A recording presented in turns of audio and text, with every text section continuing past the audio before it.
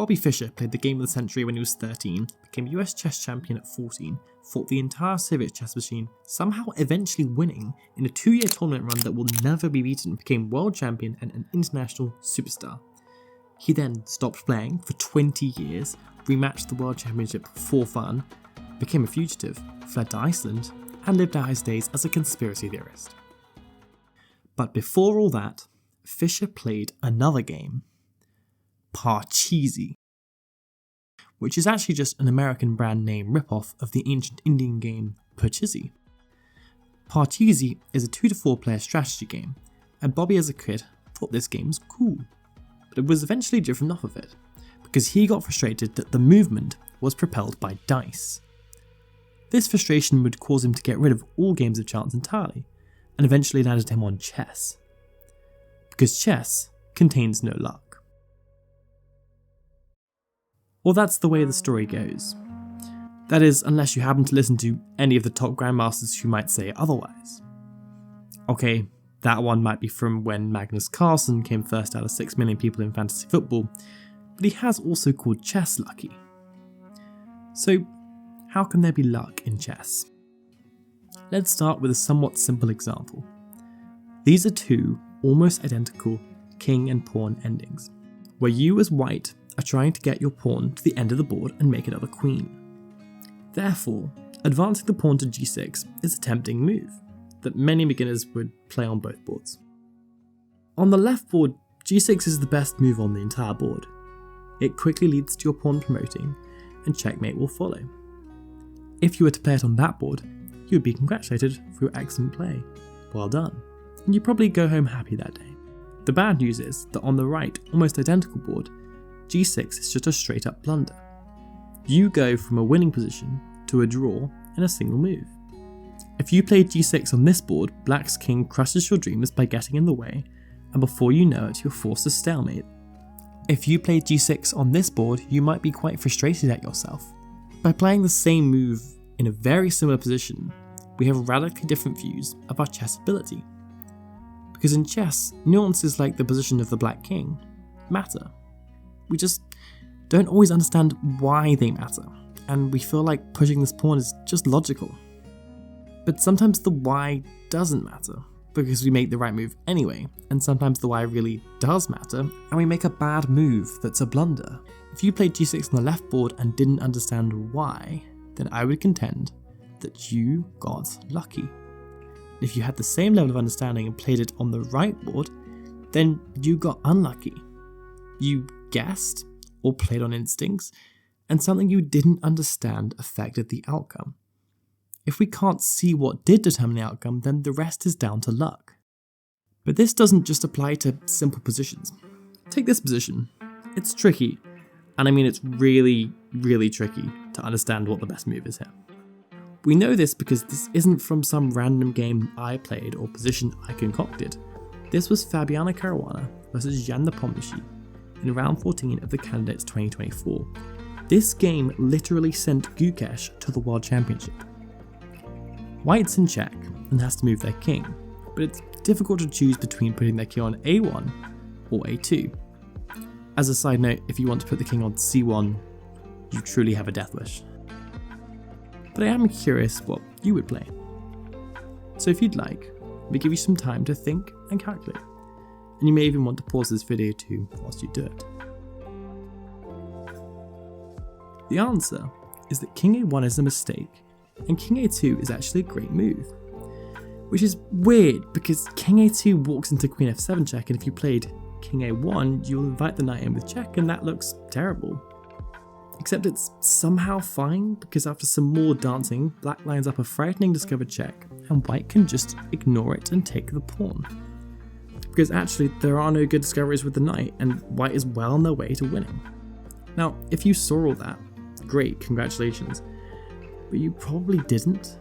Instead, you most likely calculated what best we could understand of the position, and went with whichever move seemed less bad. And if that was king a2, you just played an absolute brilliancy, perhaps without knowing it. If there's no luck in chess, you just outplayed Fabiano Caruana for one move, and could have stopped Gukesh from eventually becoming world champion. But what's really happened is that we made an educated or uneducated guess that turned out correct based on our best information. The less we understand the position, the more likely we are to rely on a form of luck. Understanding doesn't have to mean just raw calculation, it can also mean pattern recognition.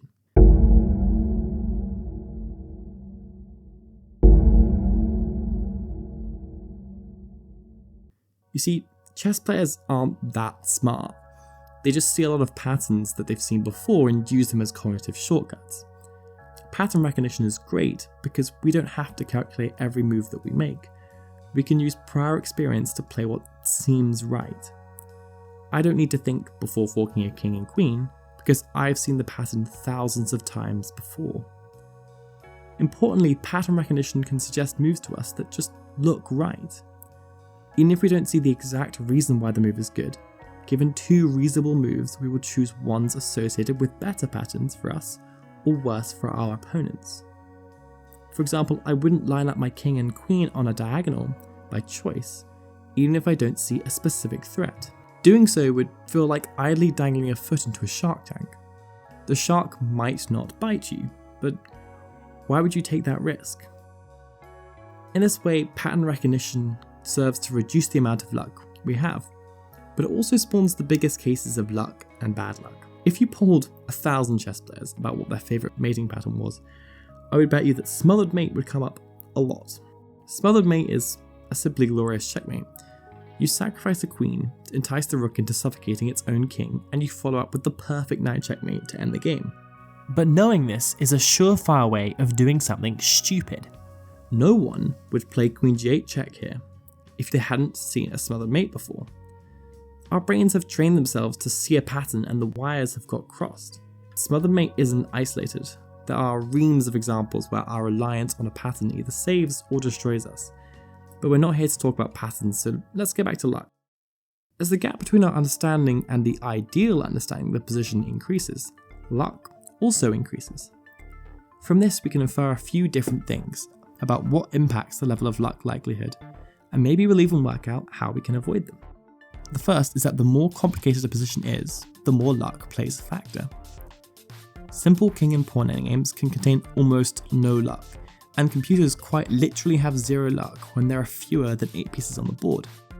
At that point, chess is solved in this massive thing called a tablebase, and computers will always know what move to play to achieve the optimal outcome, and can never ever be surprised. Whereas if you have a hellscapish position dragged out of some book designed to make grandmasters cry, then playing the right move can involve heavy elements of luck or immense skill. The answer to this one is c5, by the way. Additionally, some positions are really hard to play badly. Opposite colour bishop endings are often trivial draws. You don't even always have to know what you're doing or how to play them well. You can just draw by mistake anyway. Secondly, a higher skilled player should naturally have more ways of bridging the gap between complete guesswork and the best move in the position than a less experienced one. As chess players improve, they learn new tools and gain better abilities that can help them understand positions in chess. In general, this will reduce the amount of times they get lucky as this gap decreases.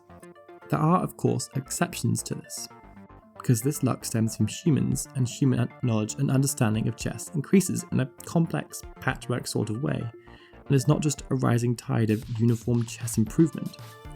We all have our blind spots, and it's in them where lucky chess can occur. This makes us answer another question. Can computers be lucky? Computers don't have perfect knowledge, just extremely high levels of knowledge, but it's not perfect as far as we know. So that leaves a tiny little space for lucky chess. However, it's pretty tough to give examples, because you need to have a strong understanding of 3800 ELO supercomputer chess to do so. The only way in which computers could have no luck is if they were completely perfect, and that might require a 32-piece tablebase. Tablebases are like having the literal solution to chess in front of you, and as mentioned before, we have them for 7 pieces or fewer. However, the computational power and memory needed to expand this to more pieces is nothing short of mind-boggling. For instance, an 8-move tablebase would require 2 petabytes or 2 million gigabytes of storage. And on a 150 terabytes of RAM workstation, it takes days to resolve a single position. the requirements then get exponentially larger from there. And given that the number of possible positions is levels of large that requires visualizations in terms of atoms and planets of scale, we're unlikely to see it in any of our lifetimes. So computers, for the meanwhile, will still have that infinitesimally small likelihood of getting lucky. Thirdly, the less effort that is put into understanding the position, the more likely we are to rely on luck. If we are playing really fast chess, our chances of understanding the position to a near enough level to assess the position well is lowered, and so the room for luck increases. This shouldn't shock anyone. If you have ever tried to play against a knight with almost zero time on the clock, you'll know how frustrating it is to not have the time to check all the forks, which is just another form of luck. From this, we can actually learn something useful for once. If you don't want to rely on luck, you need to manage your time. But there's a more important lesson here about how we understand our own achievements and failings. Luck has a very real impact on chess games and people's emotions. Caruana and Nepo were devastated to the point of being stunned after their game had ended in a draw. They had every right to be. They had just missed out on a pretty good chance of becoming world champion, and in Caruana's case that was partly attributable to luck. The illusion of control is our tendency to overestimate our ability to control events, and it happens in chess when we experience luck, and it leads us to want to take responsibility for every mistake, inaccuracy, and blunder. The emotional weight of losses in chess is often amplified, not because we lost a few rating points, but because we for some reason think of less of ourselves with every defeat, and more of ourselves with every victory. But if luck is a big factor in chess, then we shouldn't see every result in this way. We will naturally fluctuate, and no matter how hard we try, we cannot get rid of luck as a factor. It'll always be there, even if we played like a supercomputer. For Caruana, luck didn't matter. It didn't matter whether he lost by luck or lack of some complicated brain computation. The result itself represented hard work going down the drain, and another world championship watching rather than competing. But for you or for me, the result of a single game or series of games doesn't really matter that much.